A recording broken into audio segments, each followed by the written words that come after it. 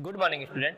Last class में हमने प्रश्नावली 11 क्षेत्रमिति से संबंधित कुछ महत्वपूर्ण प्रश्नों को हल किया था। आज की क्लास में हम कुछ अन्य महत्वपूर्ण प्रश्नों को हल करेंगे। तो चलिए शुरू करते हैं। आज का हमारा पहला सवाल है कि डेनियल एक घनाभाकार कमरे की दीवारों और छत को पेंट कर रहा है जिसकी लंबाई, चौड़ाई और ऊंचाई 15 मीटर, 10 मीटर और 7 मीटर है। पेंट की प्रत्येक कैन की सहायता से 100 मीटर स्क्वायर क्षेत्रफल को पेंट किया जा सकता है। तो उस कमरे को पेंट करने के लिए कितने कैनों की आवश्यकता होगी? सवाल देखते हैं वापस। सवाल कह रहा है कि एक घनाभाकार कमरा है,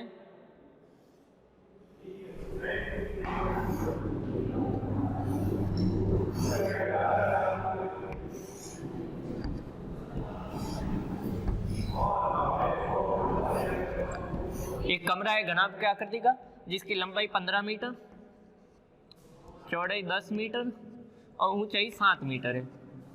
यह हमें इसकी लंबाई, चौड़ाई, ऊंचाई तीनों दे रखी है और इसकी दीवारों और छत को पेंट कर रहा है, अर्थात चारों दीवारों और छत को। इसका मतलब ये जो तल है इसको वो पेंट नहीं कर रहा, तल को वो पेंट नहीं कर रहा है, जिसकी लंबाई, चौड़ाई, ऊंचाई दे रखी है। प्रत्येक कैन की सहायता से 100 मीटर स्क्वायर को पेंट किया जा सकता है। यानी कि एक पेंट का बॉक्स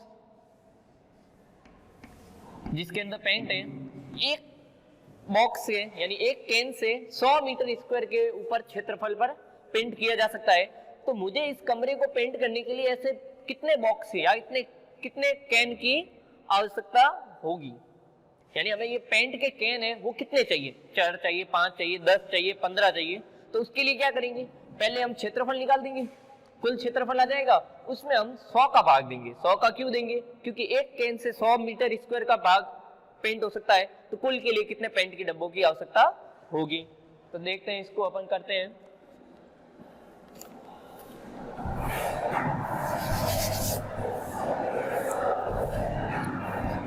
तो कमरे की लंबाई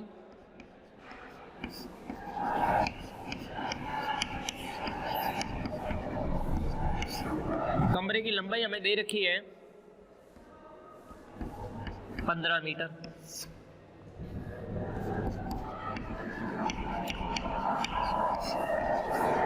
कमरे की चौड़ाई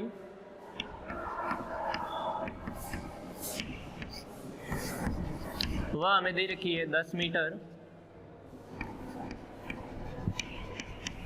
कमरे की ऊंचाई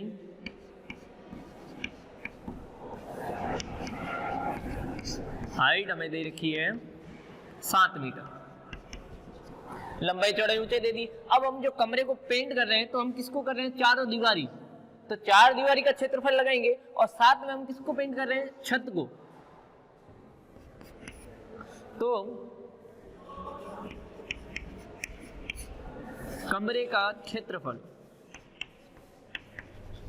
जिस पे हमको पेंट करना है, तो कमरे का जो पूरा क्षेत्रफल होता है उसका फॉर्मूला तो ये होता है 2 कोष्टक LB plus BH plus LH। ये होता है 6 दीवारी का। और 4 दीवारी का जो क्षेत्रफल होता है उसका फॉर्मूला होता है यह होता है कुल या संपूर्ण, और यह होता है केवल पृष्ठीय। अर्थात जब 4 दीवारी की बात आती है तो अपन यह करते हैं, कमरे में कुल 6 फलक होते हैं। अगर 6 के फलक का क्षेत्रफल निकालना हो तो यह फॉर्मूला लगता है, और केवल 4 दीवारी का लगाना हो तो हम ये वाला फॉर्मूला लगाएंगे। तो यहाँ हमें 4 दीवारी का तो लगाना है, लेकिन साथ में एक किसका लगाना है? छत का भी। तो छत जो होती है वह कैसी है? आयताकार। और आयत का क्षेत्रफल क्या होता है? लंबाई इंटू चौड़ाई। तो यह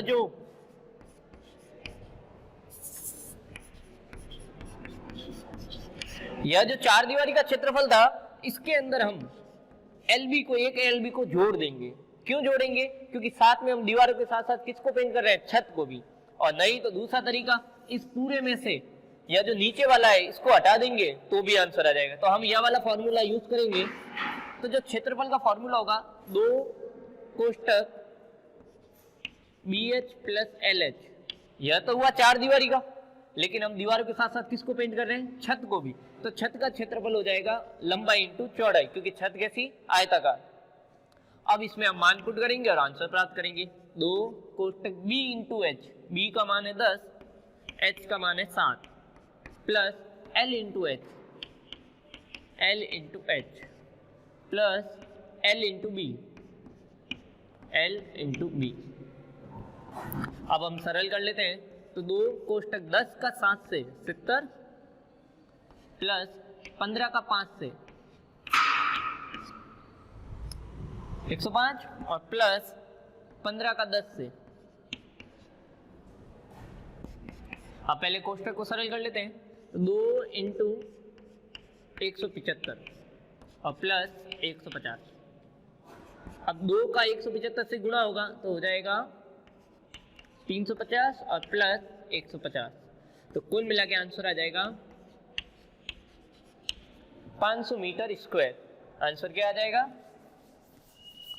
500 मीटर स्क्वायर आ जाएगा। आंसर आ गया 500 मीटर स्क्वायर, अर्थात हमें कुल कितने भाग पर क्षेत्रफल पर हमें पेंट करना है, तो वह क्षेत्रफल हो जाएगा 500 मीटर स्क्वायर। अब सवाल ने बोला है कि एक केन से हम 100 मीटर स्क्वायर को पेंट कर सकते हैं, तो 500 मीटर स्क्वायर के लिए हमें कितने केन चाहिए? 5 केन चाहिए, क्योंकि 100 मीटर स्क्वायर क्षेत्रफल पर पेंट के लिए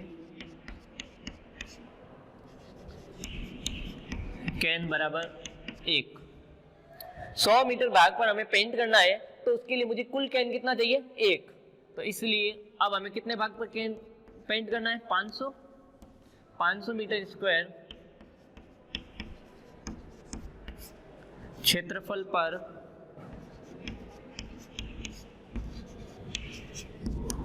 पेंट के लिए केन बराबर कितना हो जाएगा? कुल है 500 और एक केन में लगता है 100, तो केन की संख्या कितनी आ जाएगी? 5। 500 में हम 100 का भाग दे देंगे, उत्तर आ जाएगा 5, तो ये हमारा आंसर हो जाएगा। अतः कमरे को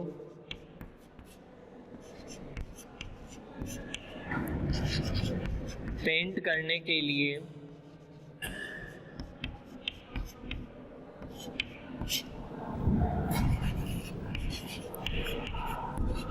5 केन की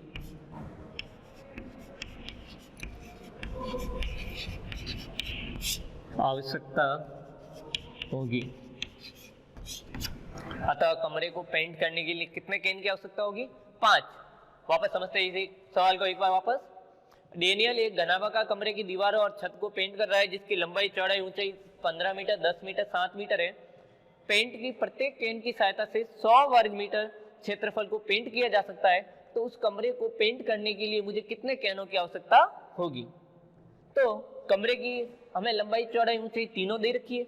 अब हमें कमरे का क्षेत्रफल ज्ञात करना है, तो ध्यान रखना है चारों दीवारों और छत को पेंट कर रहा है, तो 4 दीवारों का फॉर्मूला होता है 2 कोष्टक BH प्लस LH, ये होता है 4 दीवारी का। लेकिन साथ में अगर ये छत भी लिखा है तो छत को भी हम ऐड कर लेंगे, मान को पुट करेंगे और इस सवाल को हम सरल करेंगे, तो हमारे पास कुल आंसर आ जाएगा 500 मीटर स्क्वायर, जिसको हमें कलर करना है। अब एक केन से 100 मीटर होता है, तो 500 मीटर स्क्वायर के लिए मुझे कुल केन कितने चाहिए? तो 1 से 100, तो 500 के लिए मुझे कितने चाहिए? 5 केन चाहिए, तो हमारा आंसर हो जाएगा 5 केनों की आवश्यकता होगी। बढ़ते हैं अगले सवाल की तरफ।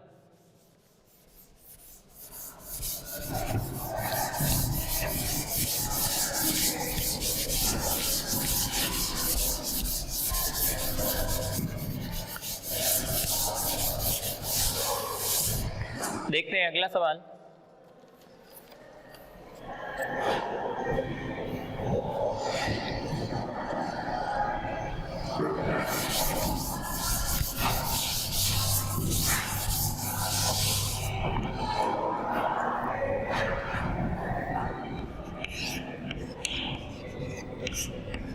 एक खोखले बेलन का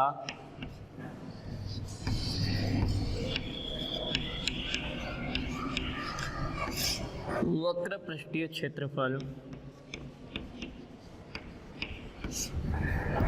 4224 मीटर स्क्वायर है।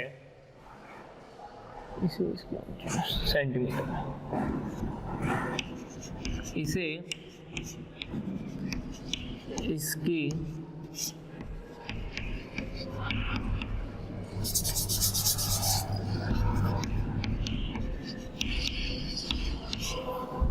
ऊंचाई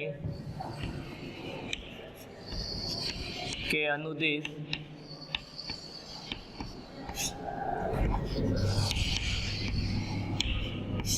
काटकर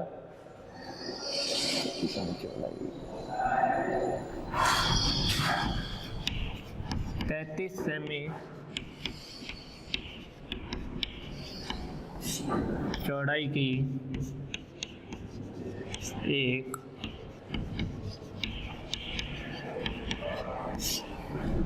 आयताकार चादर बनाई जाती है।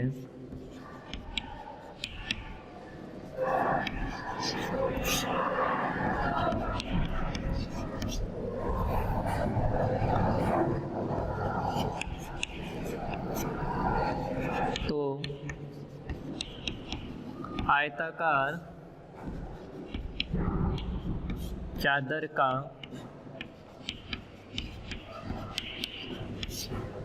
परिमाप ज्ञात कीजिए। देखिए सवाल को समझते हैं हम वापस। सवाल कहता है कि एक खोखला बेलन है जिसका वक्र पृष्ठीय क्षेत्रफल 4224 सेंटीमीटर स्क्वायर है। इसे इसकी ऊंचाई के अनुदिश काटकर 33 सेमी चौड़ाई वाला एक आयताकार चादर बनाई जाती है। तो इस चादर का परिमाप ज्ञात कीजिए। देखिए सवाल क्या है कि एक खोखला बेलन है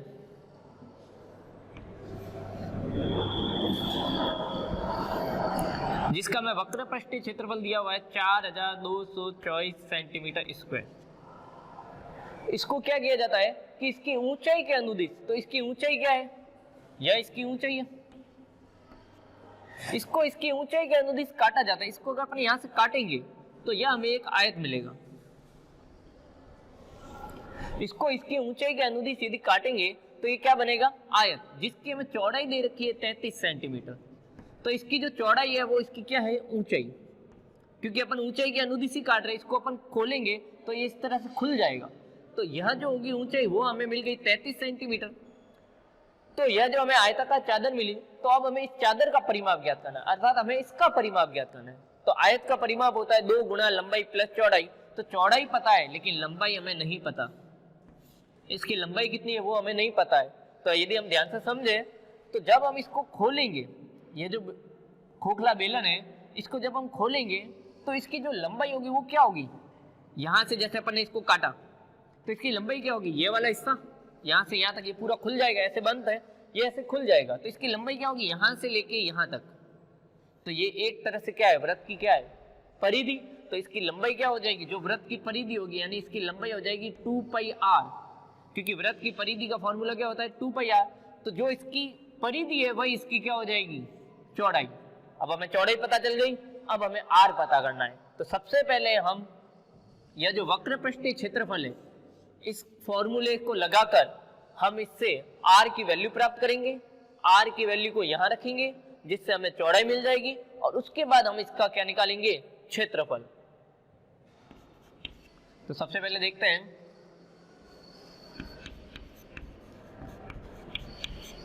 खोखले बेलन की त्रिज्या।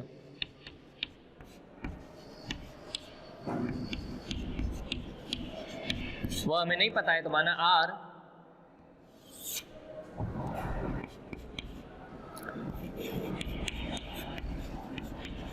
खोखले बेलन की ऊंचाई, हाइट हमें पता है, हाइट कितनी है 35 सेमी। कहां से आया, क्योंकि हम इसको किससे काट रहे हैं, यहाँ लिखा हुआ है कि किसके अनुदिश काट रहे हैं, ऊंचाई के अनुदिश।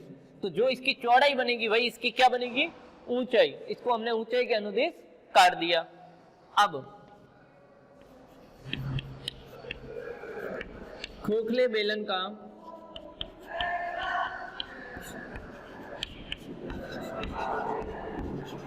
वक्र पृष्ठीय क्षेत्रफल वो हमें दे रखा है 4224 सेंटीमीटर स्क्वायर। अब वक्र पृष्ठीय क्षेत्रफल का फॉर्मूला होता है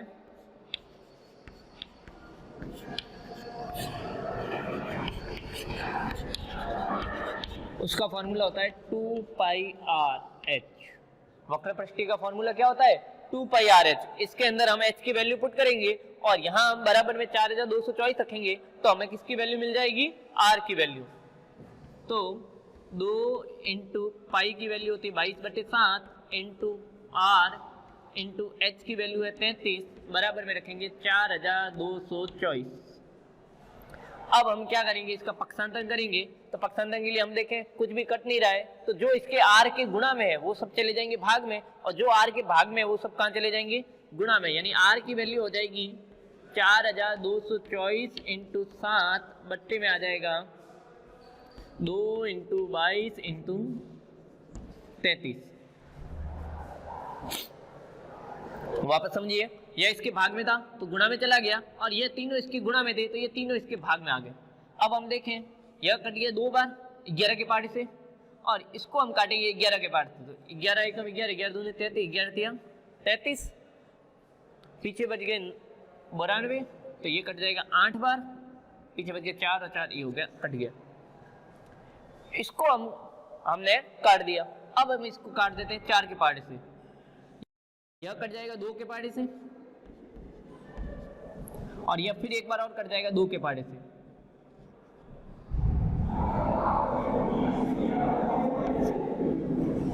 इसको हमने काट दिया है 2 के पार्ट से।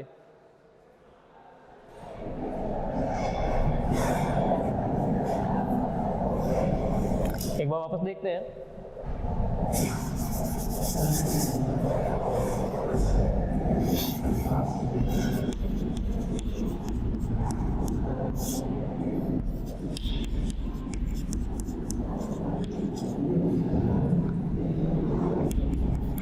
R बराबर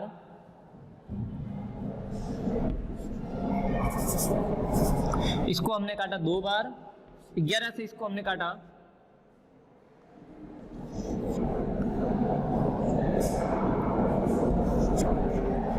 और अब इसको हमने काट दिया 4 के पार्ट से। यह 4 के पार्ट से कट जाएगा 9 बार और 96। अब हमारे पास बचा 96 इंटू 7 बट्टे में 33।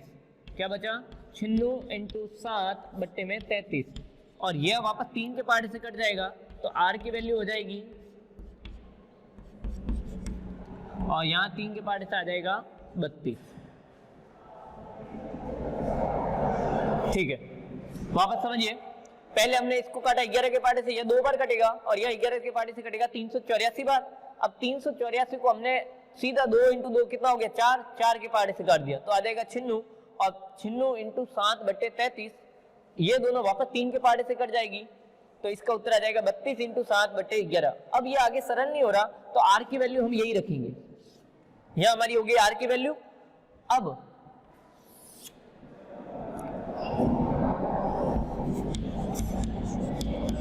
आयत की चौड़ाई बराबर आयत की चौड़ाई हमें दे रखी है 33 सेंटीमीटर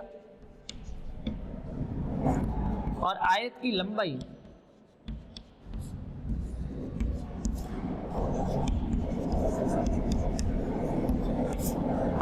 क्या हो जाएगी 2πr। आयत की लंबाई क्या है 2πr।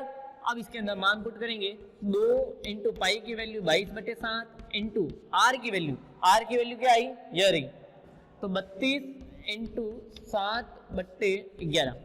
अब हम इसको सरल करेंगे तो हमारे पास चौड़ाई लंबाई की वैल्यू आ जाएगी।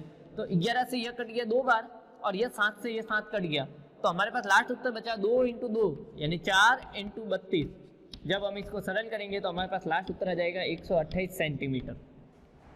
तो हमें आयत की लंबाई मिल गई। आयत की लंबाई कितनी है 128 सेंटीमीटर। और अब क्या पूछा है कि चौड़ाई ज्ञात कीजिए। तो चौड़ाई क्या हो जाए परिमाप ज्ञात कीजिए।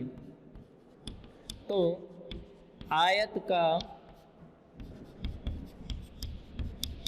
परिमाप का फॉर्मूला होता है 2 इंटू एल प्लस बी।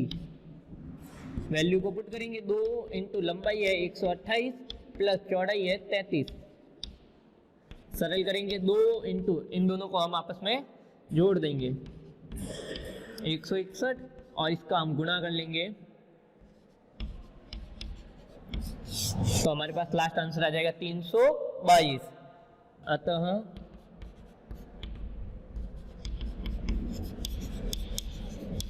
आयताकार चादर का परिमाप 322 सेंटीमीटर होगा। यही हमारा आंसर होगा। वापस समझते एक बार इस सवाल को। एक खोखले बेलन का वक्र पृष्ठीय क्षेत्रफल 4224 सेंटीमीटर स्क्वायर है। यदि इसकी ऊंचाई के अनुदिश इसे काट कर 33 सेमी चौड़ाई वाले एक आयताकार चादर बनाई जाती है, तो आयताकार चादर का परिमाप ज्ञात कीजिए। तो एक खोखला बेलन था जिसका हमें वक्र पृष्ठीय क्षेत्रफल 4224 सेंटीमीटर दिया हुआ था और इससे हम ऊंचाई के अनुदिश काट रहे हैं। तो ऊंचाई के अनुदिश का क्या होता है? ऊंचाई के समांतर इसको ऐसे काटेंगे तो यह 33 सेंटीमीटर बन रहा है। इसका मतलब क्या हुआ? जो चादर की चौड़ाई है वो 33 सेंटीमीटर है, तो वही इसकी ऊंचाई भी कहलाएगी क्योंकि हमने इसी के अनुदिश उसको काटा है। तो इसकी ऊंचाई होगी 33 सेंटीमीटर। और अब हमें आयत की क्या ज्ञात करना है? परिमाप। तो आयत के परिमाप के लिए हमें लंबाई ज्ञात करनी होगी। तो इसकी लंबाई क्या होगी? इसको अगर दीदी हम यहाँ से काटें तो इसकी लंबाई कितनी होगी? ये खुलेगा तो इसकी लंबाई होगी यह वाला, तो यह क्या कहलाएगा? वृत्त की परिधि। तो इसकी लंबाई हो जाएगी 2 पाई आर। अब सबसे पहले हम आर की वैल्यू निकालेंगे और फिर इसके अंदर वैल्यू पुट करेंगे, हमारा आंसर आ जाएगा। तो आर हमें पता नहीं है, ऊंचाई हमें दे रखी है, क्षेत्रफल हमें दे रखा है वक्रपृष्ठीय, और वक्रपृष्ठीय क्षेत्रफल का फॉर्मूला होता है 2 पाई आर एच। 2 पाई की वैल्यू रखी आर एच और बराबर में रखा 4224। अब जो आर के गुणा में थे वो पक्षांतर में भाग में चले जाएंगे और जो भाग में थे वो इसके गुणा में आ जाएंगे। तो यह 7 भाग में था तो गुणा में आ गया और ये तीनों गुणा में थे तो ये तीनों भाग में आ गए। फिर इसको हमने सरल किया तो हमारे पास आर की वैल्यू आई 96 इंटू 7/33 और ये दोनों वापस 3 के पहाड़ी से कट जाएगा। तो इसको हमने काटा, लास्ट वैल्यू आई ये। अब ये आगे सरल नहीं हो रहा तो आर की वैल्यू को हमने इतना ही रखा। अब चौड़ाई हमें पता है 33 है और लंबाई हमें पता है 2 पाई आर है। लंबाई हमें पता है 2 पाई आर है, तो यहाँ हम आर की वैल्यू को पुट करेंगे तो हमें लंबाई मिल जाएगी 128 सेंटीमीटर। जैसे ही हमने इसकी वैल्यू को पुट किया तो हमें लंबाई मिल गई 128 सेंटीमीटर। अब आयत का परिमाप क्या होता है? 2 कोष्टक लंबाई प्लस चौड़ाई, इसके अंदर हमने वैल्यू को पुट किया, लंबाई और चौड़ाई को, लास्ट आंसर हमने प्राप्त कर लिया 322 सेंटीमीटर इस आयताकार चादर की परिमाप होगी। तो आज की क्लास में हमने विभिन्न प्रकार के प्रश्नों को हल किया। नेक्स्ट क्लास में हम कुछ अन्य महत्वपूर्ण प्रश्नों को हल करेंगे। धन्यवाद।